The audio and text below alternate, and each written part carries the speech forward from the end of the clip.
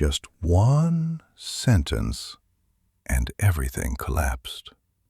In December 2008, two men walked into a federal building in New York.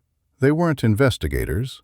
They weren't whistleblowers. They were sons. Hours earlier, their father had invited them into his apartment. No lawyers, no witnesses, just a confession. It's all a lie. There are no investments. It's just money moving in circles. For a moment, no one spoke, because what they were hearing wasn't a crime. It was the collapse of everything they thought their family was. Those sons understood something immediately. If they stayed silent, the damage would continue. If they spoke up, their father would go to prison for life. They made the call, and in doing so, they ended the most trusted illusion in financial history. And this is the story of Bernie Madoff. To the outside world, Bernie Madoff was untouchable. Former chairman of NASDAQ, decades on Wall Street, a quiet professional with deep connections. He didn't advertise. He didn't explain his strategy. People didn't ask how he made money. They asked how to get in. If your money was with him, you weren't worried about returns. You were relieved. Most Wall Street stories follow a familiar pattern. A risky bet, a bold gamble, a sudden collapse. This story doesn't. There was no big trade, no dramatic moment, just calm. Year after year, his numbers barely changed. Markets rose, markets crashed. His statements stayed smooth. And that consistency became his greatest weapon. Madoff understood people better than markets. He knew that volatility creates questions, but stability creates silence. He limited access, turned people away.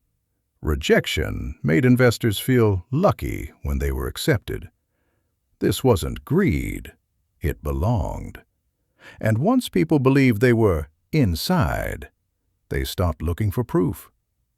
Behind closed doors, there were no real trades, no complex hedging, no proprietary algorithms. New money arrived, old money was paid out. Statements were fabricated, accounts were empty.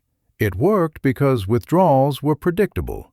As long as trust outweighed fear, the system survived. This wasn't a few wealthy clients, charitable foundations, universities, pension funds, people who weren't chasing wealth. They were protecting futures. Entire organizations planned decades ahead based on numbers that never existed.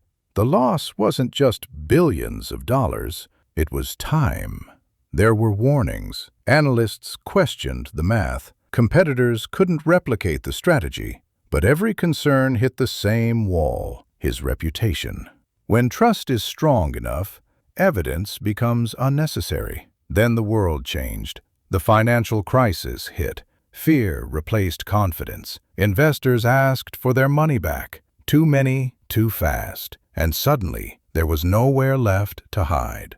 Madoff didn't flee. He didn't destroy records. Instead, he told his sons the truth, perhaps out of exhaustion, perhaps because the game was over.